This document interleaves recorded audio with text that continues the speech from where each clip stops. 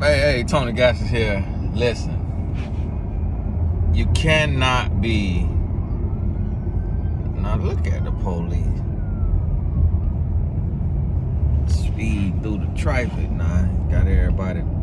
Listen to me. You know, it's a lot of scams out here, and I want you to. I want you to think about something. You have to really pray for discernment. You know, you got to pray for discernment. And you gotta look into things. Like, to be honest with you, we have a resume for a reason. Your resume does not mean that you can't change. But if you've been fired 5 times in the last 10 years, 5 years, 3 years, if you have quit your last 5 jobs, then there's a good likelihood if I am the 6th, either you're gonna quit my job or I'm gonna have to fire you too. It's just a good likelihood. So we can't say, oh, lepers don't change their spots, and then we want people to change our spots. Our history, our patterns matter. So you have to look at this. So I was getting ready, you know, here I am. I'm thinking about starting a real estate fund for my people, and come together, have the fun, have everything transparent, everybody see every dollar, see the properties that we looking at, see what's being purchased, see what's being sold, to be completely transparent. Not just, hey, put your money in the pot and wait up to get a check. But now I can't do it. No, I can't do it because first, J Morrison started the Tulsa Real Estate Fund. Then people come out and say he stole the money. Say the man, they are alleging the man got the money and bought his own house and bought that the black house or whatever it was, the little co-working community center, and that's it, and that they didn't get their money back. The lead investor, the person who put in the most money, which I can't remember the dollar amount, he doing videos saying he was scammed, and he asking everybody who part of the fund to reach out to somebody, SEC or somebody, to file a claim or report. And so it's a good possibility, if what they saying is true, that the brother J Morrison gonna have to do some time, because it was over $11 million. I remember them promoting the fund did. The fund raised in 48 hours. If you invested in the Tulsa Real Estate Fund, put a comment out there and let me know if you got your little check yet. But it's just sad. But see, and then after that, you have the guy named Caesar. Now here goes Caesar. Now see, me personally, I'm judgmental in the sense of I'm gonna read a person. And when I looked at Caesar, I said, no. Because on some pictures, he got a mole right here, and on some pictures, he ain't got no mole. No, I can't get no man my money who play too much with Photoshop. No, and then too, Caesar have a little. Now listen, everybody is built different, but when you have a little, just as a man, I'ma just say, listen, now that's one thing J Morrison had. J Morrison tall, he's slender, he's not athletic built, he just slim, he just naturally slim. He keep a haircut, he keep his face shaved, he ain't got no gold teeth, he got a low cut, he looked the part, he looked trustworthy. But guess what both of these guys got? And this way you have to do your due diligence. This way you got to have discretion. And yes, you can't, when it comes to your money and it comes to somebody you don't know, you have to be judgmental. Now, if it's your lover, because both of these men married, they woman ain't filed for divorce. If it's your lover, you're gonna see your lover differently. You're gonna give your lover the benefit of the doubt. You see them every day.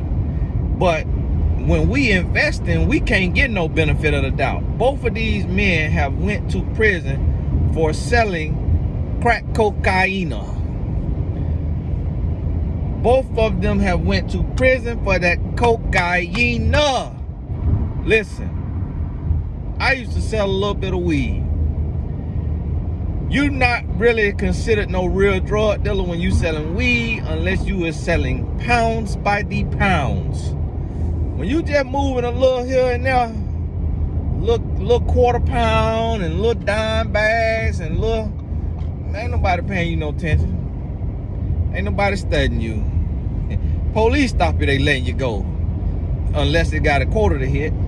They like, man, if you don't get out here with them 4 dime bags, man, let me give you a loan to help you pay this ticket I'm finna give you. But when you get to that cocaine,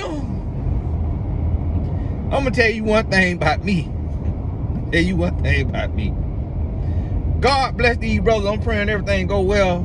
You know, they get, you know, something, but that God look out for them. There's a mercy be found. I'm gonna tell you one thing about me. Never in a million years am I fixing to invest in someone who have gone to prison for selling cocaine. Ain't gonna be able to do it. Ain't gonna be able to do it. Ain't gonna be able to. I don't want to hear no, oh, I was innocent. Oh, it was expunged. No, you should have never even been caught up in it, because I know what a good lawyer do now. Good lawyer get you on out of there. Good lawyer get you off. So no, that don't mean innocent just because you got off. No. But listen, I was out there in the street selling weed, and I ain't never got jammed up by no police. I never even got arrested. Never even got arrested and was out there. I'm talking about, I was out there with it on me, sitting right behind my seat, and a gun in my lap that was not registered and that was fully loaded, safety off. I'm out there 21 hours a day. I was a hustler in the sense of the word, like actually hustling. Like the peons is the hustlers. The guys who sitting up in the penthouse and they got the runners and they got the workers, that's a kingpin. That's the difference. And when they get caught, they going bam bam, freeway Rick Ross. You getting football scores, football numbers, 20, 30, 40, 50, 60 when they get caught. See, when you going and you getting out 2 years, 5 years, you want no kingpin. What we more so call that is a dummy. We more so call that a dumb criminal. That you were doing something that you shouldn't have been doing, that you didn't know how to do, and you was doing it for the wrong reasons. To look cool, to make a little bit of money, but really to look cool. Because when you're doing it solely for money, you move so quiet, you move so smooth, you move so stealthy that most of them guys never get caught. I got a cousin, that's how he was. He was in the streets heavy, 20 years, never went to prison. Never went to prison. He completely legal today, completely legitimate today. Guess what he doing though? He do real estate. He went to prison, but he never went to prison for drugs. He never went to prison for drugs. He got arrested for attempted murder, and he had other charges. You know, I don't know if it was theft at a young age or, you know, different stuff. Never went to prison for drugs. 20 plus years in the streets. Heavy. He was my upline. So see, when you see these guys that they go to prison 2, 3 years, 5 years, whatever, for selling cocaine, That's a dead giveaway right there. I can't give you $1. I can't give you $1. I can't trust you. I can't trust you, because that let me know your motives is wrong. Nah, your motives is wrong. That's what that let me know. That let me know your motives wrong. And on top of your motives, that let me know. Now somebody honking the horn.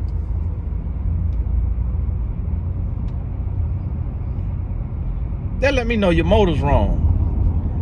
And so now, if your motives is wrong, and you're doing something and you trying to be cool,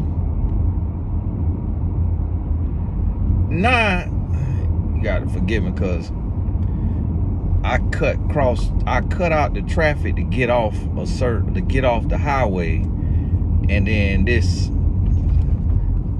white Explorer that's kind of unmarked cut off behind me to get off when they weren't supposed to get off. So now here I am going, and now they got off behind me, and I came through the light, and then they came through the light, but it just kind of weird that both of us. So I'm finna take this turn here, and see this something you can't see. I'm shooting a video, but it's just something that from just being in the streets for a little bit, it got me to this point. Okay, they kept going straight. The way I'm always watching behind me and who following me, and I pay attention to my surroundings while I'm shooting the video. See, because once you done been out there, heighten them senses. It heighten them senses, the way you start to move a little different. But see, and that's another reason why, even though I was out there 5 years and I was up all time of night, I used to work in the streets till 2 o'clock in the morning, and then I go in and go to bed for a few hours and get back up. And I was always by that phone, and I was in college, and I go to class, but I was sitting in class and I retain everything mentally. I wouldn't take notes, because in my backpack was a gun and a quarter pound of weed.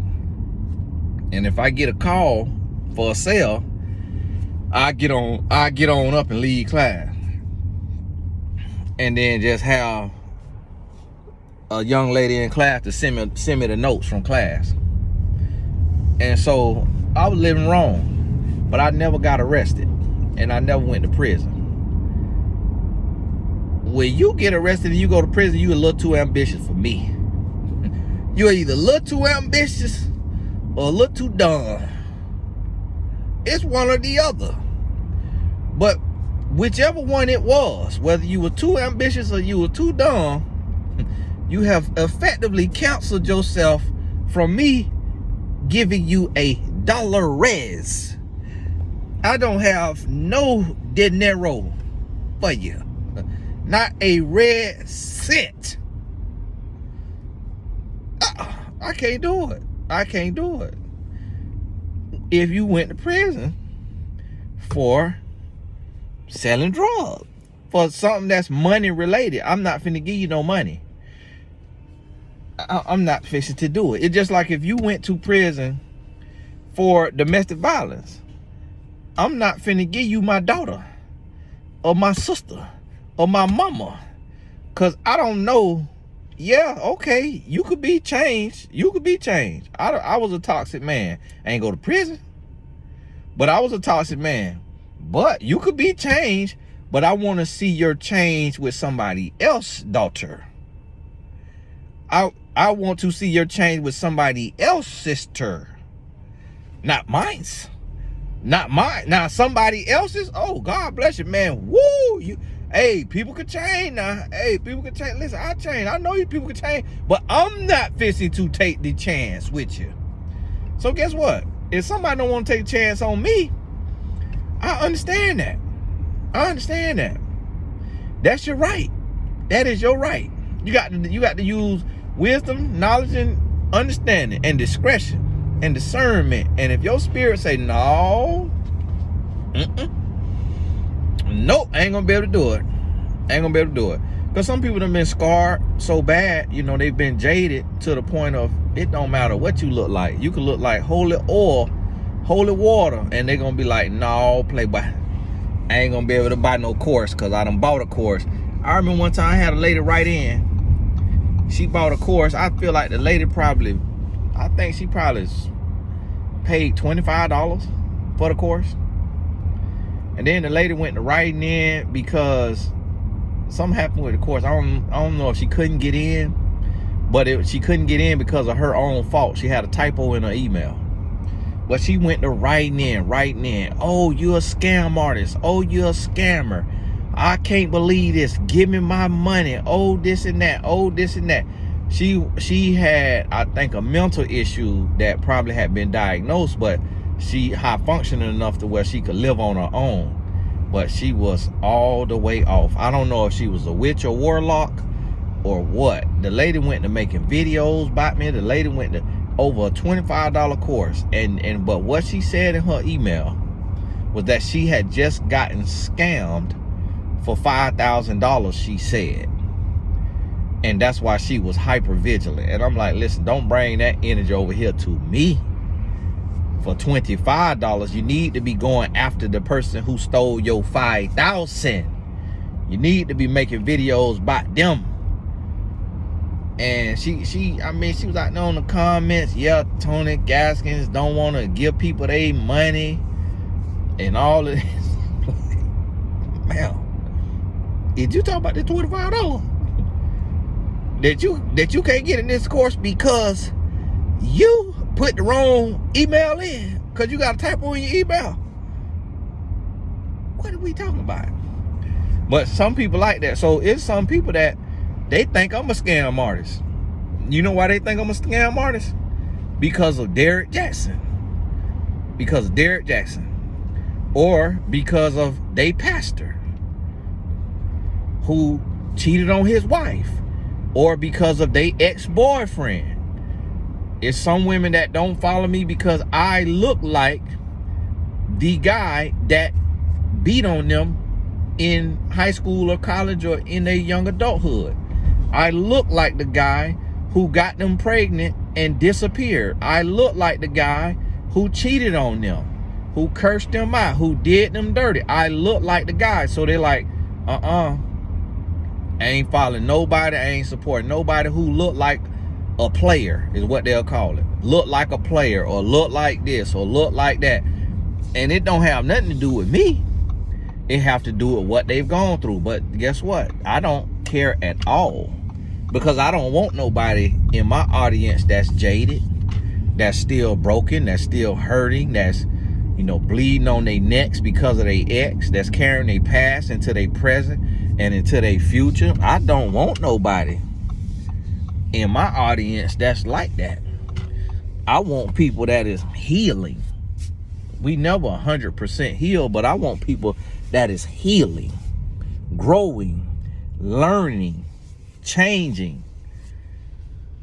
And so guess what? That's they right though. So that's the situation with this here young man, with these young men. So now I can't even start me no real estate fund. But also too, I had to think about it, and I say, you know, it's nothing wrong with a real estate fund, but you got to be completely transparent. You got to be completely transparent, and you have to know and understand what it's like. So I invested into a real estate fund, right? It's one of the big ones that's like online, and I invested into it. And my money, I think, I can't remember when I went in there what it was, how much I had to make, but let me see. I can't remember now. Man, I can't remember. My money has grown, but I'm trying to think, was it 10% it done grown, or was it like 2%? I can't remember the number, but I remember going back to it like a year in. like a year in, I went back to the site. I had forgot the site name. I had forgot that I had even invested in it. But I went back to it, and it said, and I went to withdraw my money. Because I hadn't got in a squeeze. And I went to looking like, man, where I got money sitting at. And I'm like, oh, I got some thousands over here. So let me go over here. So I went to withdraw my money. And they have a thing of you can't withdraw your money for 5 years. Because when they take and invest in an asset, for you to withdraw your money, they have to liquidate the asset, meaning they have to sell the house. Because if everybody go to trying to withdraw their money, they'll have to sell the house. Because if they let one person withdraw, they got to let everybody withdraw. So then now, what do you do with this apartment complex or whatever it is that you done bought? So guess what? Real estate investing is not intended for people who live paycheck to paycheck. Real estate investing is not intended for people who are going to have financial hardships. Like real estate, and that's why when the market crashes, so many people went bankrupt, because they really was not supposed to be in real estate investing. Because real estate investing is for truly, yes, you could do it, and yes, you could win, and yes, you could make it. Yes, you could be an exception to the rule, but it is not the rule to get in real estate investing and just ball out of control and become this mega millionaire. That's not the rule. So if somebody telling you that's the rule, that everybody who get in real estate, 90% of people win, no, because it'd be more like 90% of people lose. So what has to be told to us is like, okay, here's the math, all right? If you could put in $500, this is like what J Morrison was doing. The minimum you could buy in at is $500. Real estate investing at $500, you got to think about this, okay? Because that means to even buy a single family house, let's say you buy a decent one somewhere, that's 250 grand back when they did it. That's 250 grand. Okay. And let's say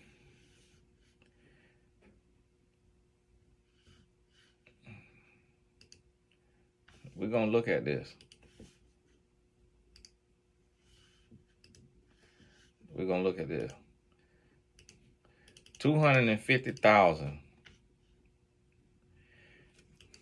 divided by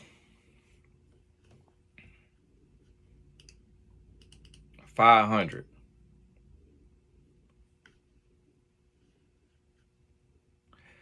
Is 500. So to buy a $250,000 house, let me do that again. 250,000 divided by 500 is 500. It would take 500 people to fund that house. And it's not just going to be 250,000. Because if you want to flip it, now you're going to have to put more money into it. So that's more people that's into the deal. Because it may take another, to really truly refurbish it, it may take another 50K. In some cases, 100K. Yeah, people will say 15, 20, but you really ain't did nothing. And so let's say if you was able to put more money into the house, let's say all in, this house costs you $300,000. Divided by 500, and what you got to realize, the whole is that's 600 people. If you could sell the house, let's just say, but it ain't even that realistic, for $400,000 after you done refurbished it. divided by 600 people, all you fixing to make on that deal is $66. So that's what you have to realize. So now you made $66, okay? You made $66 off this flip, right? Now, if you get the house to where it need to be, let's say you buy it and it's ready to rock and roll. $250,000 house. On that $250,000 house, the rent finna be $1,500. So in the rent $1,500, you're gonna have to put up 20%. You're gonna have to put up 20% off top just to save up for maintenance repairs. So you subtracting $300. Now you got $1,200 left. Now this $1,200, you might say, well, I'm gonna put up another 15% just for taxes. Let's say we just gonna, this real estate, we just gonna be safe. We're gonna put 15% up for taxes out of that $1,500. So that's minus $225. Minus $225. Now you're looking at $975 that you coming out with. The founder of the fund is typically wrote in there to get 5 to 10% off the top. 5 to 10%. They don't have to have put a dime in because the founder has created the fund. They're going to get 5 to 10% off the top. That's how Grant Cardone fund is set up. He could raise $50 million. He get $5 million right off the top. So the people made Grant Cardone rich. Grant Cardone didn't get rich off of his own grind and hustle. He got rich off of selling online courses, but that still wasn't enough money to go into real estate. Because understand this, the purpose of a fund is because you don't have enough money to do what you want to do. Because nobody want to eat with strangers. So if you got the money to do what you need to do for your family and your generational wealth, you don't start a fund. The only reason you start a fund is because you don't have the capital to buy the type of properties you want to buy. So you're not self-made and you're not wealthy when you start a fund. Wealthy people don't start real estate funds. That's why Bill Gates doesn't have one. That's why Elon Musk doesn't have one. That's why Jeff Bezos doesn't have one. That's why Warren Buffett doesn't have one. That's why Jay-Z and Beyonce don't have one. Wealthy people don't start real estate funds. People who have touched a little bit of money and have a little bit of knowledge, but their dreams is bigger than their pockets, we are the ones who start funds. Our dreams is bigger than our pockets. So I will start a fund because I want to buy an apartment building that may cost $30 million. I don't have $30 million to go buy this apartment building. Now I could go to the bank and I have to show them that I earn 10 million a year to get approved for this $30 million asset. But I'm going to have to put down $6 million. I'm going to have to put down $6 million. And that's just on average. You're not finna get no 3% FHA on no $30 million apartment complex. They going to want 20% down. Depending on the economy and the bank, they might want 30 down. Because they like, we got to know you got it. And then they got to see that it's been sitting there. So it can't get wired in the day before. It got to be done matured for about 3 months. They need to see that you ain't volatile. And then guess what? They got letters to the law. They got letters of the law to where if anything is sketchy, they could deny you for that loan. They wrote it like that way intentionally so that everybody can't get in. Now, the underwriter could overlook a thing or two if they want to, but they not really going to do that because that's going to be on their name, on their record. They approve this loan that shouldn't have been approved. That's going to cost them their job. if they cut corners. So they're going to do everything they can to stick to the letter of the law. And they may tell you, well, this is what you need. And you need to get this in order, this in order, and this in order, then come back to me. So back to this 975. Now remember, 975 on a $250 house, that's your profit, so to speak. That's your profit on the rent payment. So when you think about it, that rent payment, and that's if it's at $1,500. Now, when you divide this 975 divided by 500, your check for the month is going to be $1.95. If somebody say, oh no, $250,000 house, that's the rent going to be $3,000. Okay. Your check is going to be $3.90. You see what I'm saying? Real estate investing is not a get-rich-quick scheme. But when you don't have financial literacy at all, you jump into a real estate fund at $500. If you could get into a real estate fund at $500, it's going to take you years to make your $500 back. So now, just being generous at $4 a month, 500 divided by 4, it's going to take you 125 months divided by 12. That's 10 years.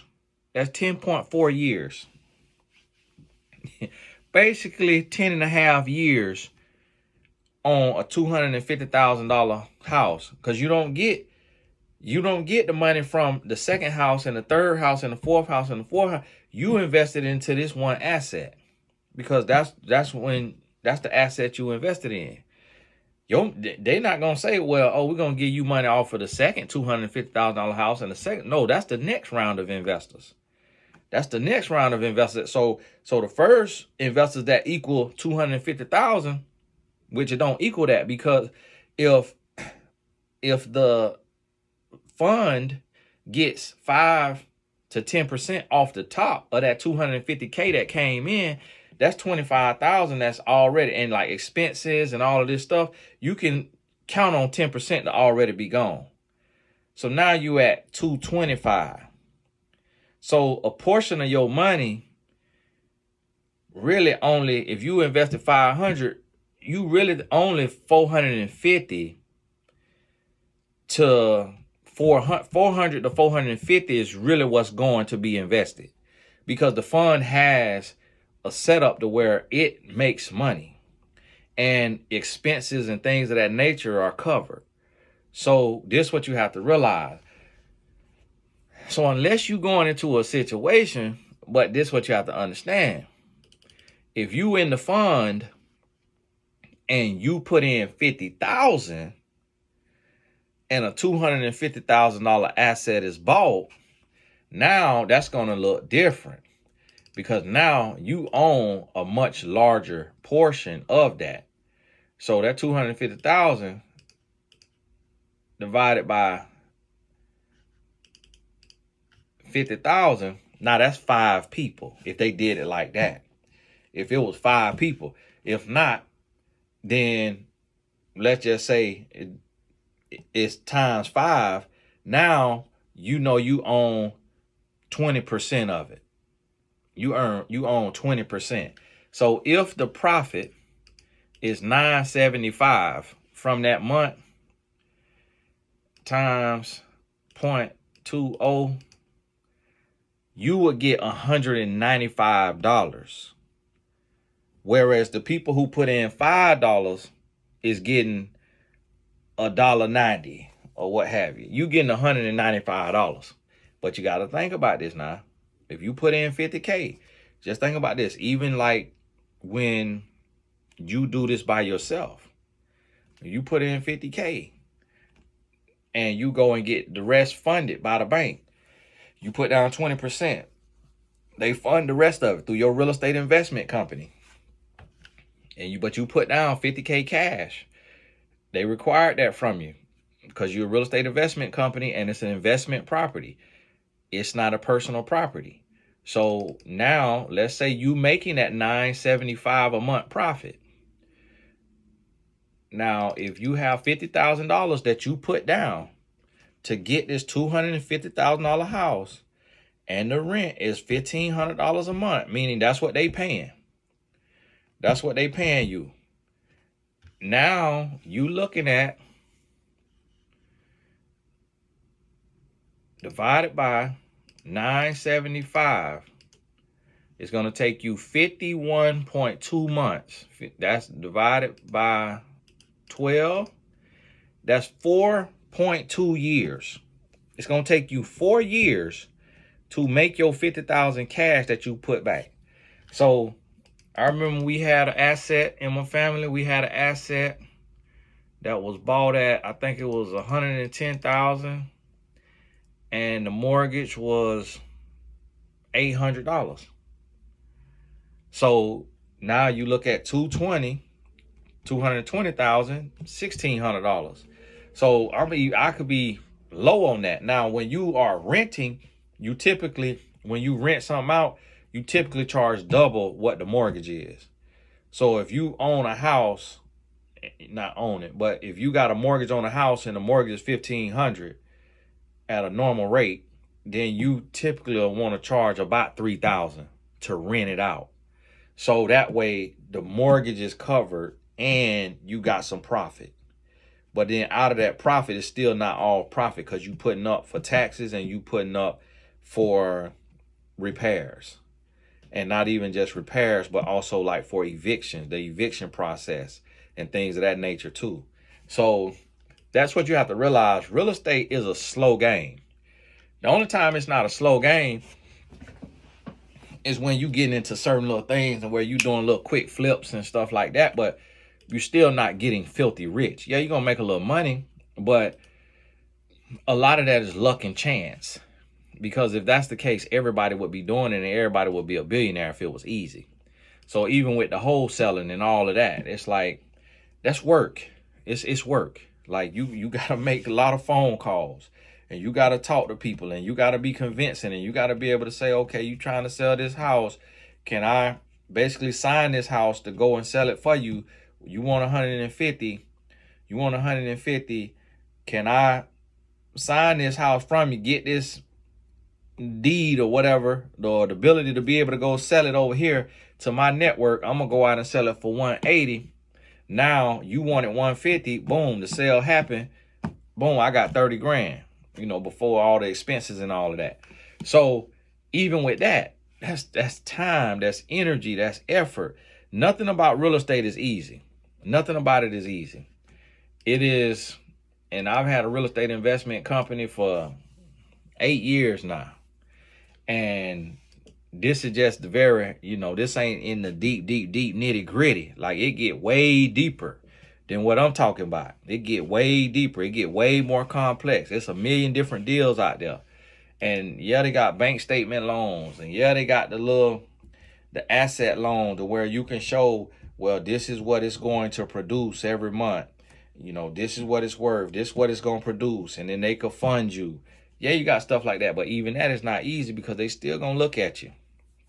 It's still systemic racism in this. It's still discrimination in this. It's still letters of the law that the loan officer can adhere to if they don't like your vibe and they don't like you and you don't fit every single thing in here. And they wrote it like that way for a reason to keep certain people out of it. But if they could look and see, you might, like for example, they may say you need a minimum 600 credit score for this type of loan. Minimum 580, 680, 700. They may have a minimum credit score.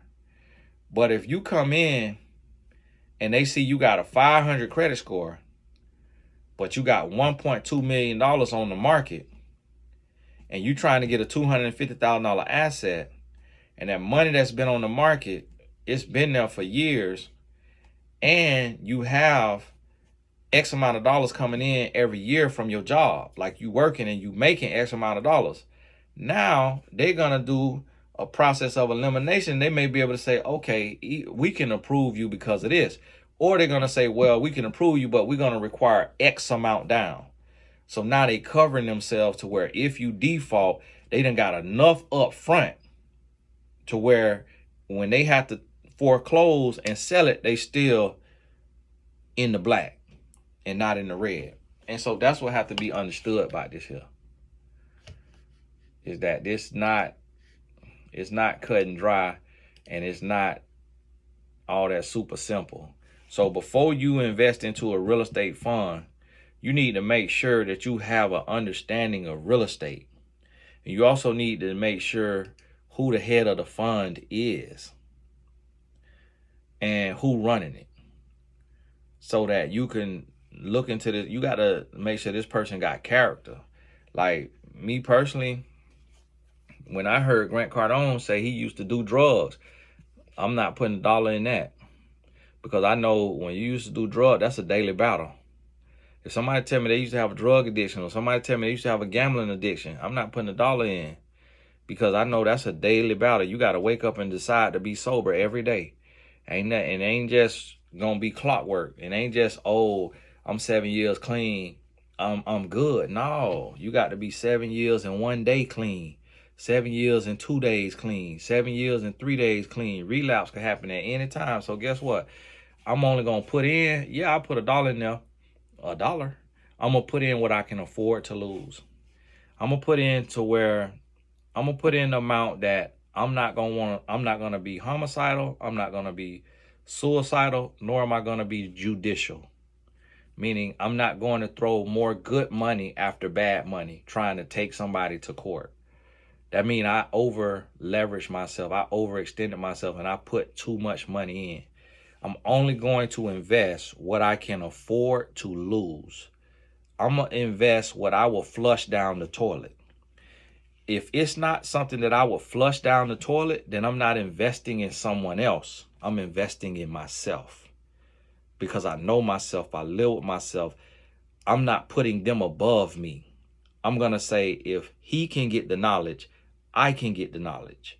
So if I'm going to bet everything, if I'm going to put my life savings, if I'm going to put 90% of my life savings, if I'm going to put, and that's what happened with Caesar.